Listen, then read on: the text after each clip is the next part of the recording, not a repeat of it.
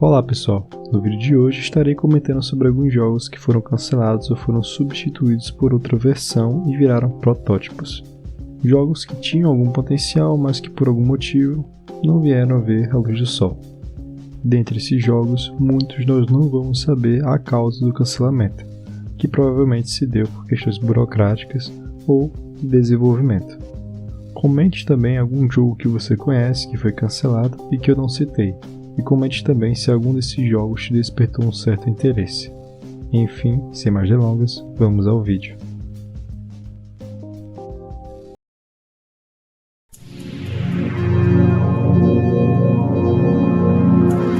Uma das minhas franquias favoritas de todos os tempos é sem dúvida a franquia Resident Evil. Um dos jogos que eu mais gosto dessa saga é o segundo título da série, o Resident Evil 2. O que poucas pessoas sabem é que o protótipo do jogo seria bem diferente da versão final, tendo várias mudanças no que diz respeito a personagens, ambientação e etc. Inicialmente o jogo deveria ter lançado antes do ano de 97, diferente da data real de lançamento que datou 21 de janeiro de 98. Esse protótipo, que é conhecido como Resident Evil 1.5, foi descartado estando quase pronto, isto é, 70 ou 80% do jogo completo. O principal algoz da versão foi o próprio diretor Shinji Mikami, que apesar de ter gostado de muitos aspectos do jogo, rejeitou o conjunto e o roteiro, alegando que não renderia um terceiro jogo para a série. Como falei antes, uma das principais mudanças seriam os personagens. Aqui seria mantido o Leon S. Kennedy, que continuaria como um novato da polícia, mas, ao lugar da Claire Redfield, teríamos a Elsa Walker. Elsa seria uma personagem sem qualquer relação com Leon ou Chris Redfield e estaria na cidade de Raccoon City, cidade onde se passa a trama do game, em busca de companheiros para sua equipe de moto. Outra mudança drástica seria na personagem Ada Wong, que seria conhecida como Linda, uma cientista da Umbrella que seria jogável no cenário do Leon. Além disso, teríamos mudanças em vários outros personagens jogáveis, incluindo até uma gameplay com o personagem Marvin Brennan, no cenário do Leon também. O protótipo apresentava ainda uma variedade de inimigos diferentes de Resident Evil 2. Os zumbis seriam mais ágeis e em maior número, além de um monstro homem e aranha nos laboratórios. Aranhas comuns se moviam pelos dutos de ventilação e cachorros zumbis apareciam em dois tipos, tinha os Dobermans e os pastores alemães. Havia também gorilas mutantes, em dois tamanhos, e um crocodilo menor além do gigante. William Burke, um dos chefes do jogo, tinha um design protótipo com um corpo volumoso e chamava a sua filha Sherry enquanto vagava pelos cenários. O jogo também fazia bonito em relação ao realismo. Os personagens ficavam com um design alterado mais realista caso estivessem feridos. A delegacia realmente parecia uma delegacia, e não um museu que se tornou uma, segundo o próprio jogo. Todos esses fatores fazem alguns fãs da saga afirmarem que 1.5 seria uma versão até melhor do que a versão original, que foi Resident Evil 2. Há uma versão jogável disponível para download, que será colocada na descrição, e no Resident Evil 2 Remake, que foi lançado em 2019, há uma referência a Elsa Walker, sendo uma roupa para Claire, que pode ser obtida via DLC. Outro título que teve vários protótipos diferentes foi o Resident Evil 4. A Capcom simplesmente não podia errar neste jogo, principalmente após as vendas mornas do Resident Evil Code Veronica, que, diga-se de passagem, é um dos meus favoritos da franquia. Todo fã de R4 já deve saber que o primeiro protótipo do game estava tão diferente do estilo da saga que eles reaproveitaram com uma nova franquia, que ficou conhecida como Devil May Cry. Mas a versão que irei citar aqui no vídeo se trata de outra, que veio após a esta. Nesta versão estariam presentes no jogo fantasmas que apareceriam devido a uma alucinação causada por um vírus que Leon possuía. Outro inimigo que ficou bastante conhecido nessa versão foi o Hookman, que foi apresentado na E3 de 2003. Além disso, bonecos possuídos também apareciam para enfrentar Leon, criando realmente um aspecto fantasmagórico que seria novidade na franquia. Bom, acho que a versão final de Resident Evil 4 foi realmente a melhor que poderia ter saído, pelo menos para o que eles se propuseram a fazer no aspecto mais voltado à ação do jogo.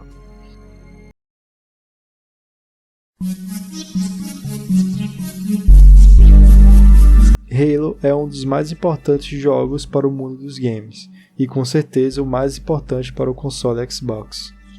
O que poucos sabem é que este jogo teria uma versão própria para portátil da Nintendo, o Nintendo DS. A Microsoft não via, e parece que hoje também não vê, problemas em lançar jogos para os portáteis da Nintendo. Assim, ports de Donkey Kong Country e jogos como Banjo-Kazooie chegaram ao Game Boy Advance. Em 2004, rumores de que uma versão de Halo estaria chegando ao Game Boy eram recorrentes e a Microsoft logo desmentiu. Porém, isso não foi suficiente e as pessoas continuavam a rumorizar de que Halo estaria chegando a algum portátil da Nintendo. Até que Matt Casamassina, do IGN americano, disse que havia jogado um protótipo de Halo para o portátil da Nintendo, chamado Halo DS. Em outubro daquele ano, ele divulgou um vídeo do game sendo rodado no Nintendo DS. Ele disse ainda que este protótipo não foi feito por qualquer desenvolvedor, mas sim por algum estúdio grande, só que ele não revelou quem havia disponibilizado essa demonstração para ele, provavelmente por motivos legais. No protótipo, a tela inferior do Nintendo DS exibia o rastreador de movimento, o acesso ao arsenal do jogador e a indicação da saúde do escudo. No entanto, um detalhe chamou a atenção. Os efeitos sonoros e algumas características do jogo sugeriam que ele havia sido adaptado a partir de GoldenEye Rogue Agent. Foi aí que o estúdio N-Space entrou em cena. Esse estúdio desenvolveu o GoldenEye sob encomenda da EA, mas a engine utilizada poderia ser reaproveitada para outros projetos. Ligando os pontos, provavelmente a N-Space pensou, por que não um jogo de Halo? A ideia parecia promissora. Halo na época era uma franquia renomada e lucrativa. Além disso, a Microsoft não via problemas em lançar títulos para os portáteis da Nintendo, o que tornava essa uma excelente oportunidade caso o projeto seguisse adiante. Porém, ao que tudo indica, a N-Space pode ter demonstrado isso para a Microsoft, ou até mesmo para a Band, que era a desenvolvedora do game na época, porém o acordo não prosseguiu por algum motivo. Mas a N-Space acabou utilizando sua engine para outros games para o Nintendo DS, como a série Call of Duty.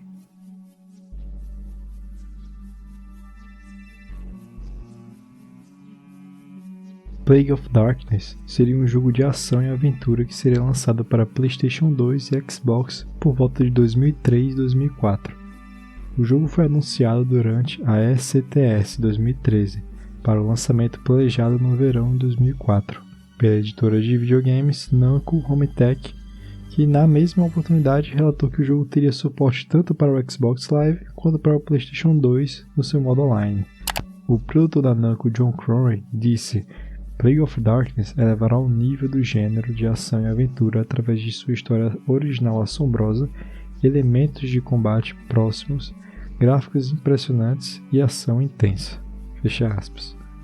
O jogo transportaria os jogadores para a Europa medieval, assolada pela peste negra, onde o caos e a escuridão reinariam.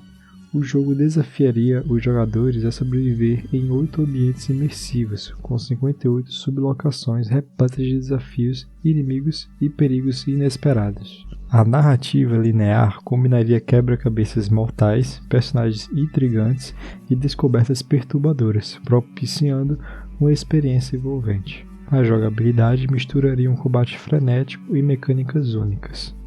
O jogo também contaria com um arsenal variado, que incluía espadas afiadas, bestias letais, adagas ágeis e feitiços mágicos devastadores. Na história, o jogo apresentaria um cavaleiro da Ordem chamado Douran, que sairia em uma missão para derrubar um demônio terrível.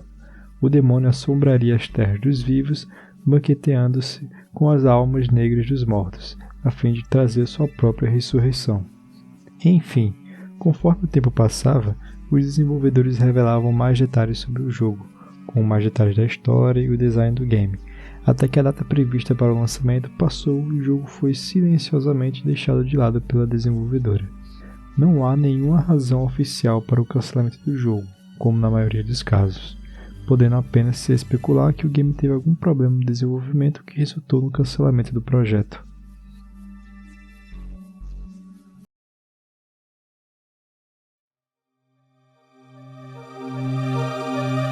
Hateful Chris, Shoot 'Em All seria um jogo de ação que estaria sendo desenvolvido pela Furious Entertainment e a Ubisoft, planejado para ser publicado no PlayStation 2. Como descrito em seu antigo site oficial, o jogo deveria ser uma mistura única de sátira cultural, violência ultrajante e humor negro, que preencheria a lacuna entre a ação interativa baseada em plataforma e a intensidade de luta de arena. Este jogo seria uma sequência de um jogo anterior, mas pouco conhecido, que era intitulado de Hateful Chris Never Say Bye, que era um jogo para o Windows lançado em 2001 em 2D, que poderia ser baixado de forma gratuita. Esse game tinha como protagonista Chris, que seria um personagem meio que anarquista que era contra as marcas e o sistema capitalista em si. A descrição do personagem pelos seus criadores, Chris Bourassa e Dana Fortier, é a seguinte, abre aspas, desprezada pela sociedade de consumo determinada a destruir a publicidade em todas suas formas, Hateful Chris é o ícone máximo da resistência contra as marcas. Ele arrasa shoppings, incendeia outdoors, ridiculariza boy bands e, para surpresa de muitos, usa fio dental regularmente. O que mais você poderia querer em um protagonista? Fecha aspas. Os mais de 200 mil downloads do game podem ter chamado a atenção da Ubisoft na época, que propôs aos criadores o desenvolvimento de um jogo, só que dessa vez em 3D.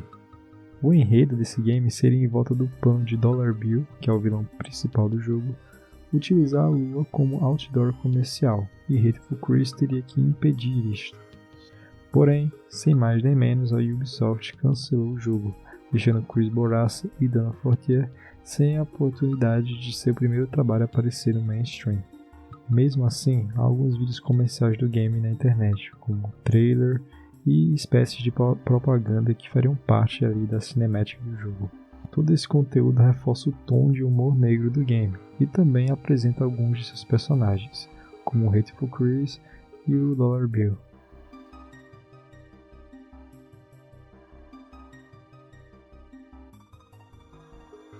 Agent seria um jogo da Rockstar Games que começou a ser pensado no ano de 2007. Agent teria uma pegada única entre os jogos da Rockstar, que na época eram mais conhecidos por sua icônica franquia GTA e Bully, que estavam dando muito lucro no momento. O game seria um exclusivo de PlayStation 3 e, portanto, foi anunciado pela própria Sony. Também houve uma apresentação no projeto da E3 de 2009, onde o tema e forma do jogo foram apresentadas pela primeira vez. Ele seria um jogo de ação/espionagem, que se passaria na época da Guerra Fria, que levaria os jogadores para um mundo de contra-inteligência, espionagem e assassinatos políticos. Após o anúncio da E3, o presidente da Rockstar, Sam Houser, deu uma entrevista onde mais elementos do jogo eram revelados. Na entrevista, Sam disse, abre aspas, nós sempre gostamos de fazer jogos de ação, e com Agent, nós estamos fazendo o que acreditamos ser um jogo de ação definitivo. Agent é um jogo que nós gostaríamos de fazer há bastante tempo.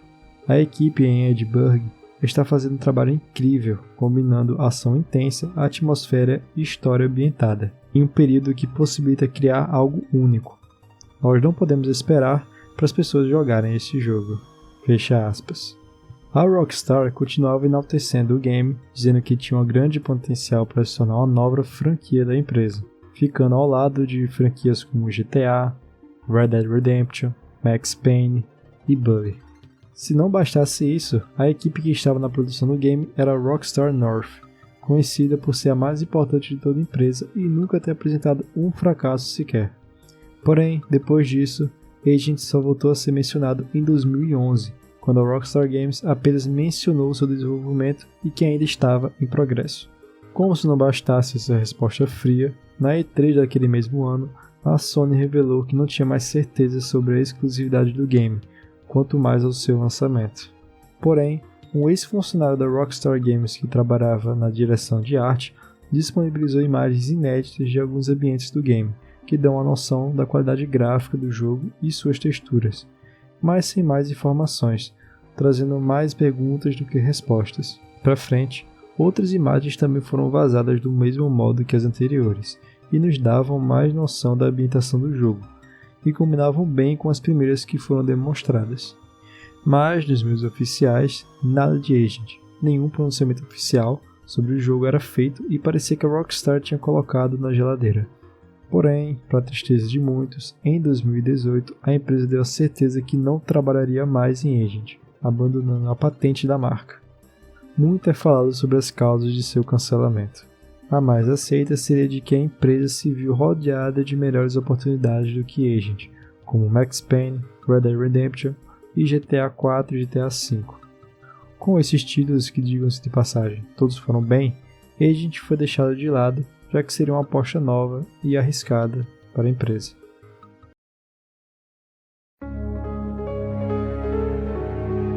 Esse foi o vídeo, pessoal.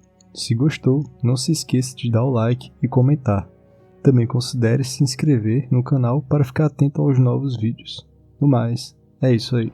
Valeu!